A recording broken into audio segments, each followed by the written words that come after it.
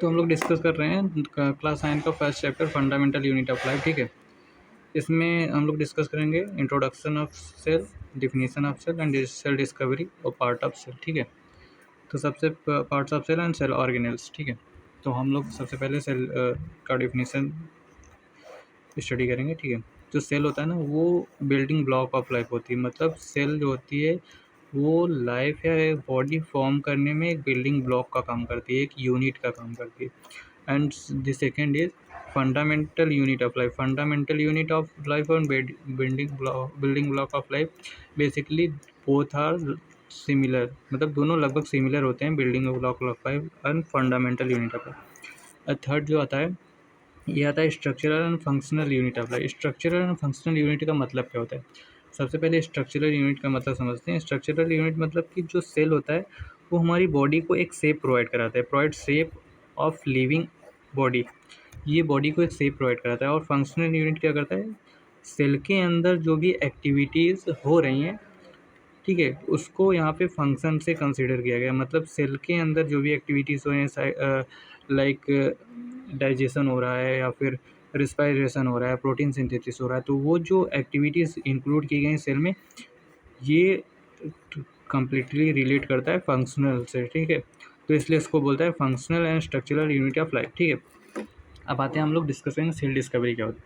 Cell discovery में हम लोग डिस्कस करेंगे कि सेल को डिस्कवर किसने किया था। तो सेल को सबसे पहले डिस्कवर किया था रॉबर्ट हुक ने इन 1665। ठीक है, इन्होंने क्या देखा था कि कार्क जो होता है उसमें एक छोटे छोटे कंपार्टमेंट पाए जाते हैं। ठीक है, जैसे इसमें दिख रहा है ये कार्क है, ठीक है, पेड़ का कार्क है या फिर ट्री का कार्क है। इसमें एक छोटे छोटे कंपार्टमेंट पाए जाते हैं।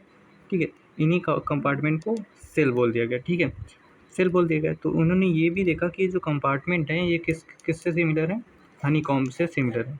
ठीक है, तो हनी कॉम्ब से सिमिलर है, तो हनी कॉम्ब में एक छोटा सा कंपार्टमेंट होता है, इस कंपार्टमेंट को इन्होंने सेल बोल दिया। ठीक है, ये हो गया सेल की डिस्कवरी। अभी सेल की ये हो गया डेड सेल की डिस्कवरी। ठीक है, इसमें क्या था? First discovered by Robert Hooke in 1665। ठीक है, कहाँ पे देखा था? Observe in cork is obtain from the bark of tree. जो कार्क होता है वो कहाँ से ऑब्टेन किया जाता है? ट्री के बार्क से ऑब्टेन किया जाता है। ठीक है, ये हो गया डेड सेल की डिस्कवरी। अब आता है लिविंग सेल की डिस्कवरी। ये किसने किया था? ये किया था लीवेन हॉक ने। ठीक है, कब किया था? 1674 में, पॉन्ड वाटर में। ठीक है, पॉन्ड वाटर। ठीक है, उसके बाद लीवेन हॉक ने लिविंग सेल की डिस्कवरी की थी। फिर उसके बाद आता है तुम्हारा रॉबर्ट ब्राउन आते हैं। वो क्या करते हैं? न्यूक्लियस की खोज करते हैं। और पुरकिंजे आते हैं। रॉबर्ट ब्राउन आते हैं, वो न्यूक्लियस की खोज करते हैं 1831 में। उसके बाद पुरकिंजे आते हैं 1839 में। ये क्या करते हैं? प्रोटोप्लाज्म की खोज करते हैं। ठीक है, प्रोटोप्लाज्म। ये हो गई सेल डिस्कवरी। ठीक है, कहते हैं स्लाइड एंड स्वान। ये क्या देते हैं? सेल थ्योरी देते हैं।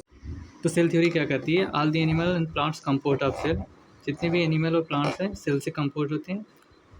And cell is the basic unit of life. Cell जो होती है इस लाइफ की एक बेसिक यूनिट होती है। ठीक है, ये तो हो गई सेल थ्योरी।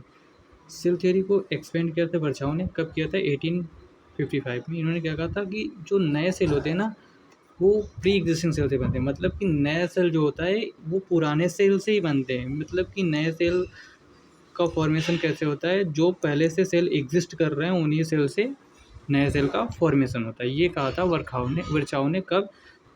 सेल थ्योरी को जो एक्सपेंड किया था 1855 में। ठीक है, ये थी हमारी सेल थ्योरी। अब इसके बाद हम पढ़ेंगे पार्ट्स ऑफ सेल। वो है हम नेक्स्ट लेक्चर में डिस्कस करेंगे। ठीक है।